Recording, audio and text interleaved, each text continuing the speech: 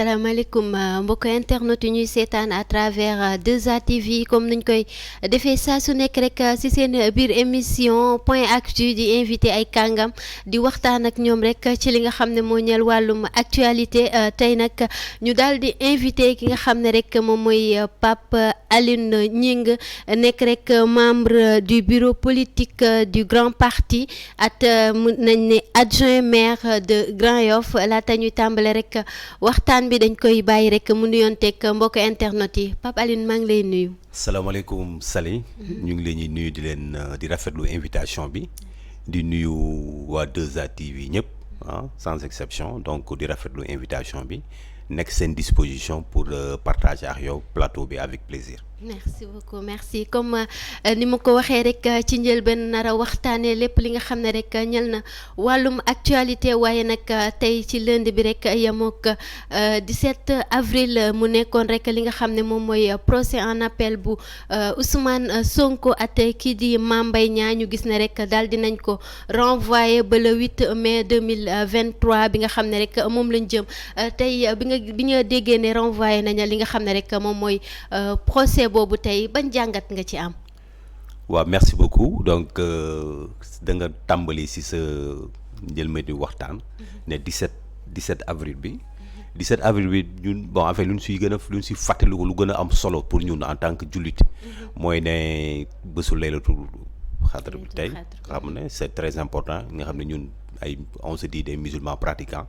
mu war a nekk occasion pour ñu saafante ak suñu borom saafante ak gën di mbindeef donc di ñaanal Sénégal rek guddi bu nekk guddi des prières guddi bénédiction pour Sénégal jàmm lalu si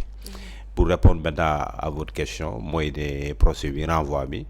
bon en fait c'est un procès bu nga xam ne ñëpp xam nañ ne daanaka c'est une farce politique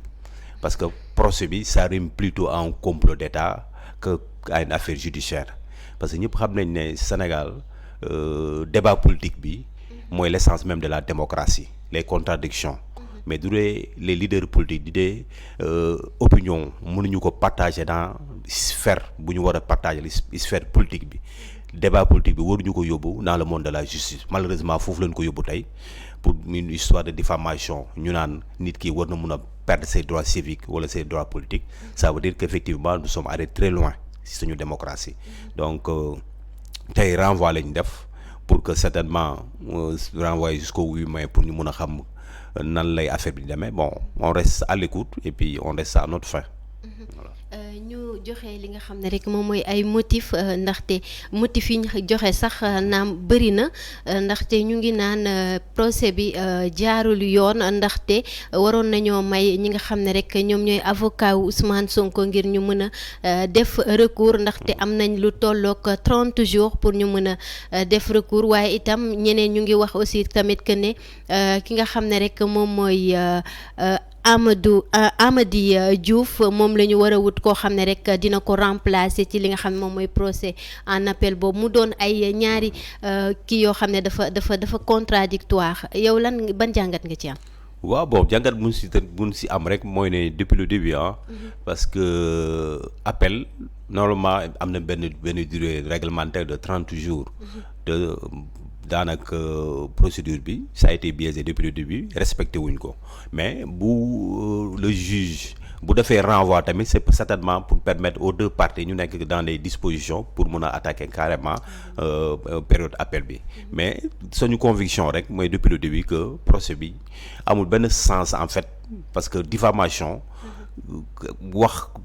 c'est le waxu politicien c'est le débat politique nit ki mun na wax dara mais contradiction bi dafa war a nekk contradiction dans les faits mu nekk une discussion mu nekk des contradictions ku nekk une des arguments que ñu tirer les choses au clair quoi mais du débat politique bi dañ koy yóbbu dans l'instance de la justice ñu ku nekk di wax nooy gisee par rapport ak appel bi enfin c'est vrai que ne waa kër Ousmane Sonko à ses avocats c'est ñoom defuñu appel c'est partie civile bi moo dafa appel ak le procureur donc ça veut dire que ne bon procureur bi waroon na si mën a tëddee njaaxaa njaay même si souvent on sait que au Sénégal les procureurs ce sont des procureurs politiques qui sont à la solde de l'État mais toujours est-il que rek mooy ne procès bi au finish mooy ne c'est pour liquider un opposant politique quelqu'un qui est un potentiel candidat le président Ousmane Sonko. Donc quel que soit l'issue de ce procès war day mettre day yàq image yu démocratie sénégalaise, image de démocratie Sénégal, parce que tous les opposants politiques yu fi jaar ñoo xam ne c'est des potentiels candidats. À chaque fois bu ñëwee période élection rek le régime et le président Macky Sall seen régime dañuy fexe tout pour éliminer des candidats. Donc lii duggulet ça veut dire que ne même en 2014 moom noonu lañ defoon veille élection locale yi ñu éliminer le président Karim Meïssa Wade avec la CREI. En 2017 ñu éliminer le président Khalifa Sall avec le rapport de l'IGE. En 2019 élection présidentielle ñu éliminer une vingtaine de candidatures de candidats sur les histoires de parrainage. Donc au finish en 2019 5 candidats rek ñoo demoon élection présidentielle. 2022 également le régime a recommencé ses faits, parce que ñëpp xam nañ ne sur la liste de Yewwi Askan Wi tous les leaders liste bu ñu nekkoon la liste nationale dañ leen éliminer. C'est par le fait d'un fait politique, d'un fait du régime, d'un fait du président Macky Sall. Donc c'est des habitués de ces faits là. À chaque veille d'élection rek il faut qu'on essaye d'éliminer une candidature crédible. Le président Ousmane Sonko c'est un citoyen, war nañ ko bàyyi mu vaquer convenablement à ses droits civiques et politiques quoi. donc yow yaakaar nga ne ci procès en appel bi nii dinañ ci mën a faagaagal ki nga xam ne moom mooy Ousmane Sonko. En fait c'est l'objectif du régime, parce que ba première instance ba ñu demee ba condamner Ousmane Sonko avec 2 mois avec sursis.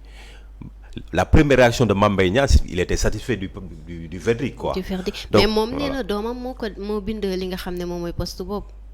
Bon, c'est léger quoi, vraiment c'est léger. Donc moom il était satisfait et des journalistes jël nañ ko, les gens l'ont entendu à la radio et à la télé, il était satisfait du procès, du verdict, mais 24 heures wala 48 heures wala dans la semaine qui suit, certainement il y a une main politique qui est là-dessus. Donc Mame Mbaye Niang c'est quelqu'un qu'on est en train, c'est un jeu en fait que l'État, que le régime est en train d'utiliser pour attaquer un opposant politique, c'est tout simplement ça. D'accord donc yow daal yaakaar nga ni li nga xam ne rek moom mooy procès bii nii di procès en appel bii nii dañoo def procès bi rek uniquement pour xañ ki nga xam ne moom mooy le président Ousmane Sonko mu doon candidat aux élections présidentielles bi ñu jëm. Voilà, mais mu mel ni dafa amoon ñaari procès ci tey jii nii bésu 17 avril bi muy procès ki nga xam ne moom mooy affaire Amy Ndiaye ñi bi diggante ñaari député pur yooyu di Massata Samb ak Mamadou Niang. Ñoom tamit seen procès ñu daal di koy renvoyer moom tamit jusqu'au 15 mai 2023 boobu tamit ban jàngat nga ci am. waaw boobu bon c'est toujours dans les sphères politiques quoi. C'est des procès yoo xam ne ça met en jeu des personnalités politiques. De premier rang comme le président Ousmane Sonko, ou bien de second rang comme les députés du PUR. ñu nga xam ne dañu amoon problème avec seen benn collègue député comme wax nga ko sànq Amy Ndiaye ñii bi sur des histoires également ñu nga xam ne amoon na au niveau de l'Assemblée nationale. C'est vrai, il y a eu des faits qui se sont passés là-bas et des faits de violence, et que violence moom fépp fu mu mënti jógee rek il faut le condamner. Mais comme en premier instant dañ leen condamné woon à 6 mois, ils ont déjà purgé 4 mois. ñoom ñoo dafa appel pour cas bi pour dire que ne procès bi war nañ ko mën a tëggaat xool yan anam lañ ko war a xoolaatee si nga xam ne dañ leen mën a disculper. Mais bon, on attend d'ici le 15 mai inchallah que la justice du décider par rapport à ça quoi. D'accord, par rapport à ça ñu nemmeeku aussi tamit li nga xam ne rek moom mooy ay vague d'arrestation lu ci mel ni récemment ki nga xam ne moom mooy Bassirou Diomaye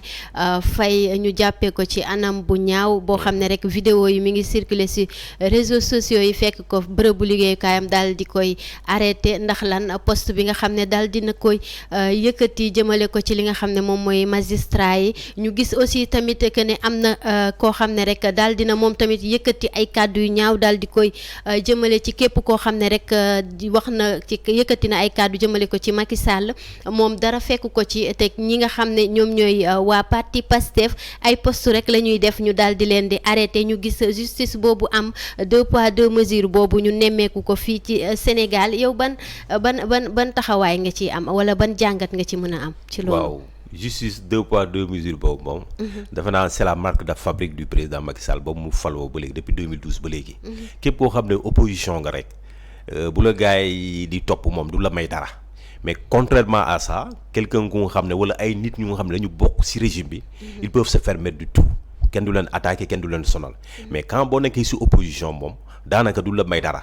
loo yëkkati comme kaddu wala loo yëkkati comme fait wala comme geste la justice day dem jusqu'au bout du la may dara mais loolu c'est une entorse à notre démocratie parce que Sénégal war na dépasser ay délits d'opinion ay délits d'opinion war nañ ko dépasser parce que bi du dee nit yi amatuñu opinion waruñu mun a wax seen soxla donc démocratie bi c'est en péril malheureusement fa lañ toll mais toujours est-il que acteurs politiques yi tamit ñoo war a changer seen stratégie du dee da nga nekk dans un processus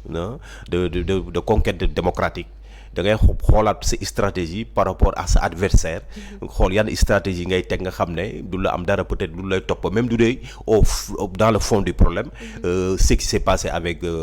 Diomaye c'est vraiment une séquestration et un enlèvement à des heures induits très tardives dans la nuit ñu fekk ko ci lieu de travail am jël ko vraiment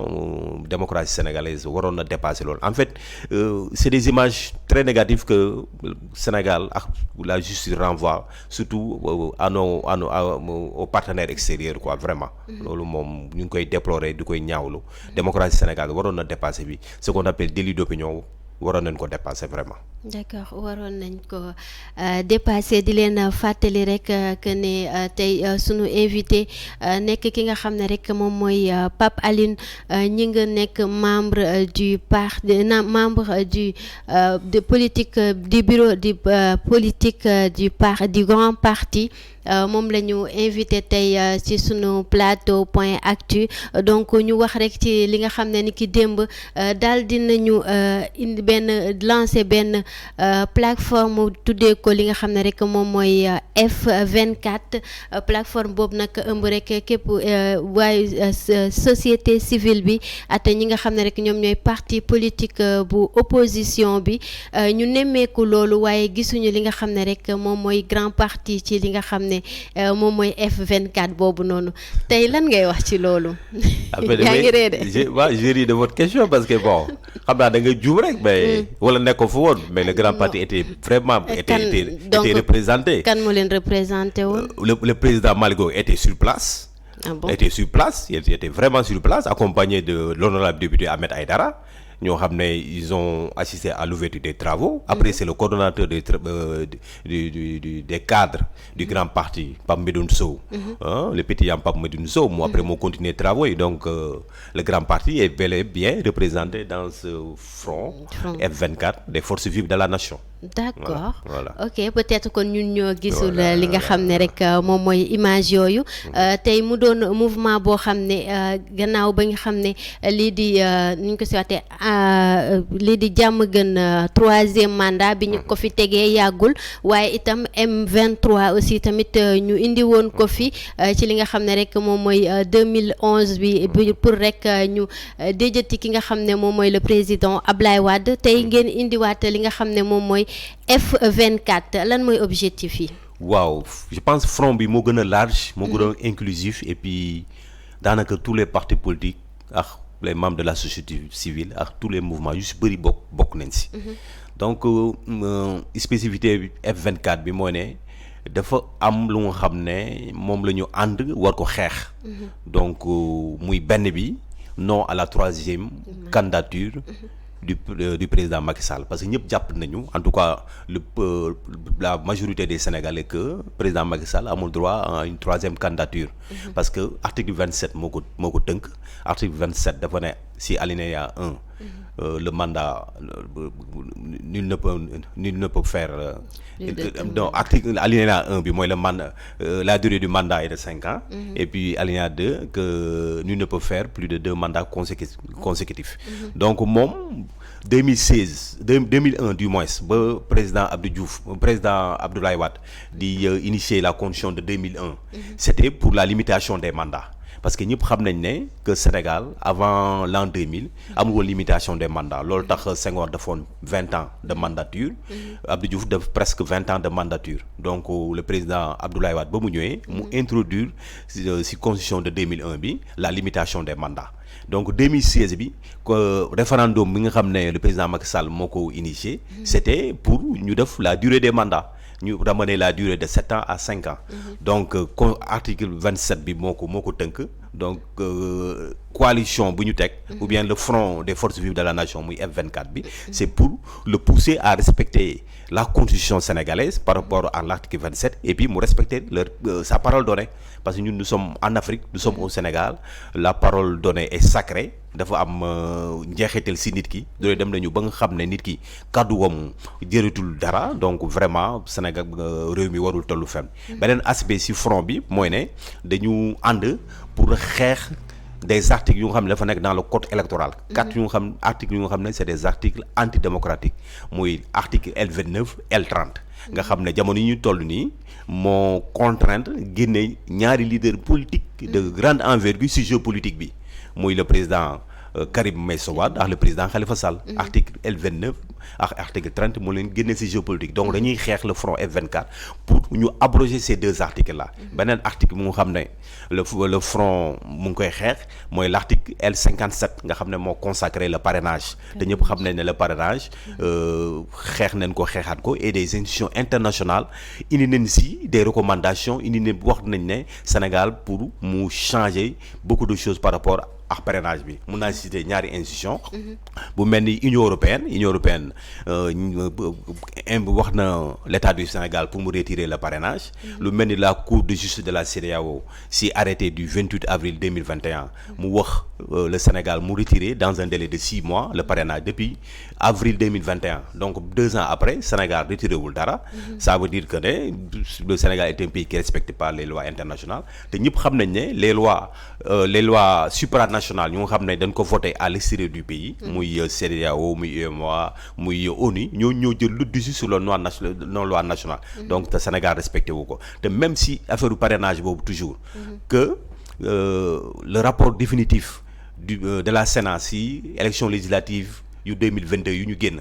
dafa wax ne si quelques aspects que il faut ñu xoolaat parrainage bi ne serait-ce que si yenn aspects yi si ce qu'on appelle le doublon externe sur le codifier le passage pour le dépôt des listes de parrainage donc parrainage bi y a beaucoup de choses yoo xam ne war nañ si wax loolu tax le front F24 di si ñëwaat pour ñu retirer ko effectivement beneen aspect bi tamit mooy ne que ñu am d'un commun accord benn organe bu nga xam ne moo war a organiser les élections parce que Sénat dafa am ay limites te Sénat est décrié un peu partout donc war nañ seet ban organe mooy organiser élection yu ñu jëm élection présidentielle nga xam ne ñëpp dañ d'accord ci saytuwam ñëpp dañ d'accord ne kii war na mën a organiser ces élections donc loolu moo waral front F24 bi et le grand parti est bien représenté là-dedans donc ñu ngi ci biir et puis on va mener le combat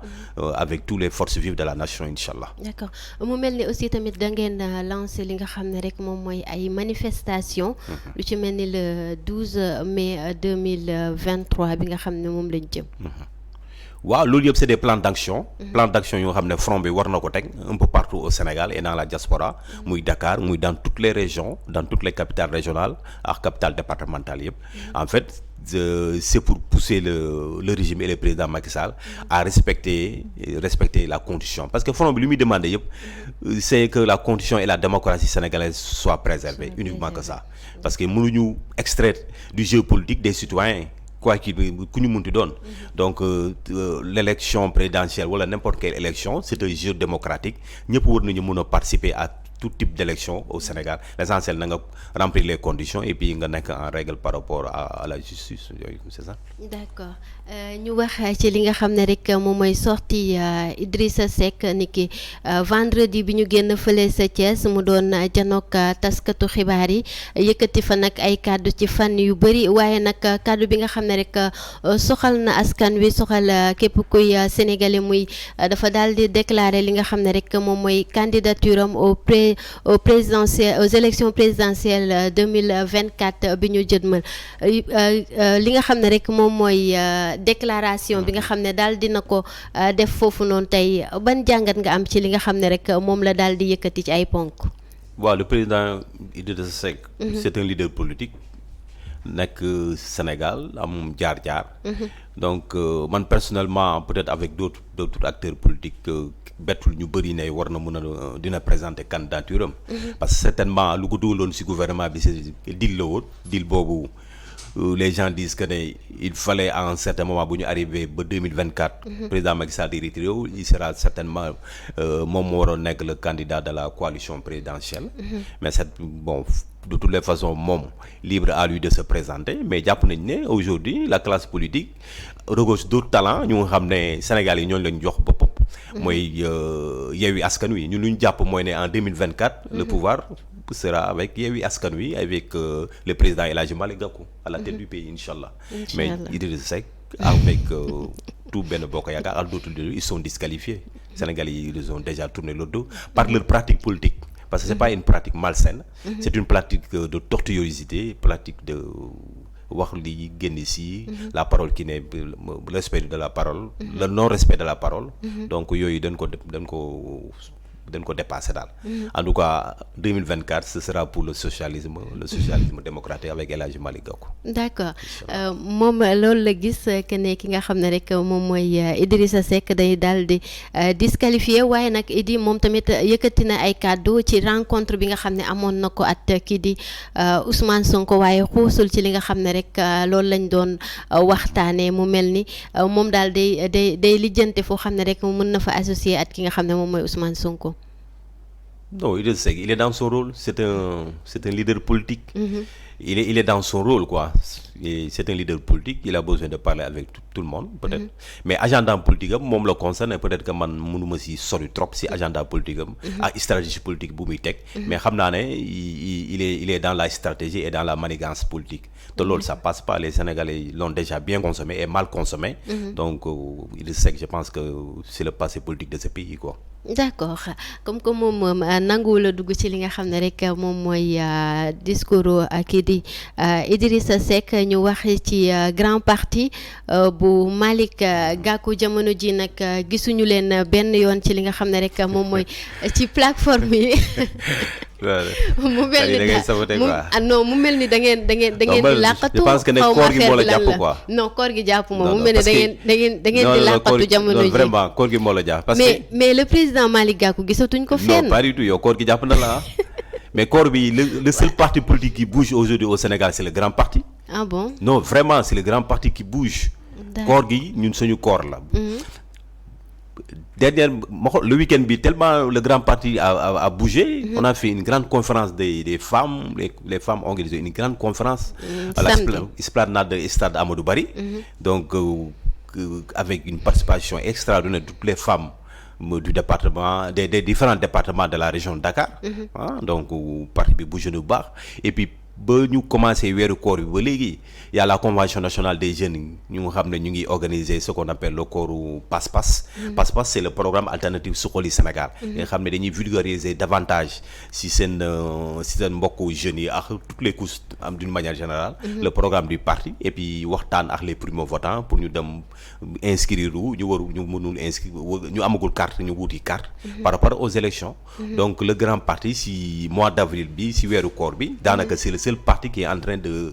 dérouler ses activités politiques vraiment loolu moom loo tax ba ngay wax maa ngi reetaan mais vraiment le grand parti c'est un parti qui te porte très bien et nous sommes partout dans le Sénégal sur les 46 départements du pays boo demee di nga fekk un responsable et des militants du grand parti ils sont en train de s'organiser parce que ñun suñu objectif mooy faire focus en 2024 porter le président El Hadji Malick Gakou à la tête de ce pays lu tax ñu bëgg ko porter à la tête de ce pays c'est pas parce que c'est un candidat simple la wala il est le leader de notre parti mais jàpp nañ ne Sénégal fu mu toll nii le Sénégal est à la croisée des chemins ça veut dire que il y a trop de contradictions du point de vue démocratique yi nga xam ne war nañ ko lijjanti et du point de vue économique te jàpp nañ ne c'est l'homme qu'il faut du point de vue peut-être économique mooy wax nañ ne actuellement avec Macky Sall programme bu mu ñuy jaayee mooy le PSE te PSE ñëpp xam nañ ne le PSE c'est un échec lamentable parce que PSE boo tegee benn vision wala benn programme da nga ko war a da nga ko war a méngeel ak dundini nit yi parce que PSE programme la wala vision la dafa war a nekk la résultante devrait être de résilience socio-économique des populations mais population yi instant yi sonn nañu te PSE reflété wul rien sur panier de la ménagère parce que taux de croissance ñoom bu ñuy jaay c'est un taux de croissance volatile qui n'a aucune pertinence te nit yi gis ñu seen bopp donc Sénégal jafe-jafe yooyu ñu toll jàpp nañ ne le président El Hadji Malick Gakou il a la solution war na mun a apporter les ruptures nécessaires pour que Sénégal ñu lancer ko vraiment dans la rampe du développement économique et social de tous les Sénégalais quoi. D'accord moom moo ko wax comme ni ngeen ko déggandoo waaye nag dañuy focus ci li nga xam ne rek moom mooy révision liste électorale yi ñu gis jamono ji fépp mën nañ ne commission boo dem rek dafa tagatémbe ndaxte ñu bëri ñu ngi jooytu ci li nga xam ne rek moom mooy anam yi nga xam ne ñu ngi koy demalee li nga xam ne moom mooy liste électorale yooyu yéen ñi nga xam ne yéen waa grand parti tey ban taxawaay ngeen am ci loolu. waaw taxawaay bu ñu ci am mooy ne. Il y a ce qu'on appelle, on a une commission nationale des élections dirigée par un éminent professeur, professeur Serigne Thiam, nga xam ne moo ko yor au niveau du grand parti. Donc ça fait 1 mois 2 mois les gens liggéey nañu d'une manière très stratégique pour que un peu partout ci commission yi qu'il y ait des représentants du grand parti. Donc ñun pare nañu dans ce sens pour liggéey mais peut-être que li ñuy déplorer il y a des dysfonctionnements parce que ñëpp xam ne chaque année il y a ce qu'on appelle la révision ordinaire chaque année dañu war a saytu fichier bi pour xool. mais bu tombee élection dañ koy moom la ñu woowee la révision exceptionnelle mais année bi bu tombee ñuy à la veille des élections jàpp nañ ne 1 mois de délai bi que le régime bu ñu jël dafa gàtt trop pour ñu mun a inscrire loolu tax rush bu ñu gis nii dans les commissions faw mu am parce que 1 mois boo si génnee les week-ends ak jours fériés yi daanaka une vingtaine de jours moo si des on est à 12 jours de la clôture nga xam ne ñu bëri jotuñu sax inscrire ñu nga xam ne amoon nañu ay carte d'identité ñu bind ci ay non votants ñu war ko dindi war ko rectifier donc ça présente beaucoup de difficultés dans le processus électoral te loolu lii rek révision bi benn aspect la ci processus électoral bi te processus électoral bi contentieux bu ñuy teg ci table bi la parce que ñëpp xam nañ ne processus électoral bi am na des problèmes par rapport au parrainage wax nañ ko sànq am na des problèmes par rapport ak fichier la disponibilité du fichier parce que souvent l'opposition li muy décrier bu ñu waree à la veille de toutes les élections depuis que le président Macky Sall falu ba léegi l'opposition a du mal pour mun a accéder au fichier alors que loolu yëpp c'est des sources de problèmes c'est des sources de contentieux donc par rapport ak révision bi rush bi nous le déplorons et ñu ngi demander à l'État mu yokk date bi pour permettre à tous les Sénégalais fu ñu mënta nekk ci Sénégal rek ñu mun a inscrire pour mun a voter parce que le vote c'est un devoir c'est un droit citoyen voilà c'est un devoir c'est un droit aussi tamit ak képp koo xam ne rek citoyen la ngir rek mu amal li nga xam ne moom mooy votam mu mel ni temps bi daal dinañuy xoj ñu bàyyi la rek nga wax sa mot de la fin tàggatoo ko mbokk internet yi. Voilà, merci beaucoup maa ngi leen di remercier Salima les remercier di remercier 2A TV dans son ensemble di lancer message rek à tous les patriotes de ce pays que 2024 c'est une année charnière que 2024 dañu war a tànn réew njiit te njiit lu oyof ku war a jiite réew war a jiite 17 millions 18 millions de Sénégalais war nañ ko seggaat ko te ñu jàpp ne ñun en tant que grand parti nous avons un candidat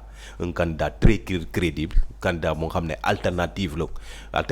la par rapport à tous ces hommes politiques qui sont là, du pouvoir comme de l'opposition, parce que El Hadji Malick Gakou, c'est une personnalité remarquée et remarquable, c'est une personnalité respectée et respectable, c'est un homme d'État avec des valeurs, moo yor réew, c'est les valeurs qui fondent les nations, te jàpp nañ ne 2024, ce sera Gakou le président de la République, Inch'Allah rabbi. Voilà, yéen a ko déggandoo nekkoon sunu invité wu Point Actu mu nekkoon rek ki nga xam ne moom mooy Pape Alioune Gningue nekk rek membre du bureau politique du grand parti waaye itam nekk adjoint maire bu Grand Yoff moom rek lañ amoon tey ci sunu plateau donc di ko jaajëfal bu baax a baax ci disponibilité bi di leen wax rek nii lañ koy defee saa su nekk rek seen biir émission Point Actu di leen jox dig daje rek beneen yoon at beneen invité jàngeen jëf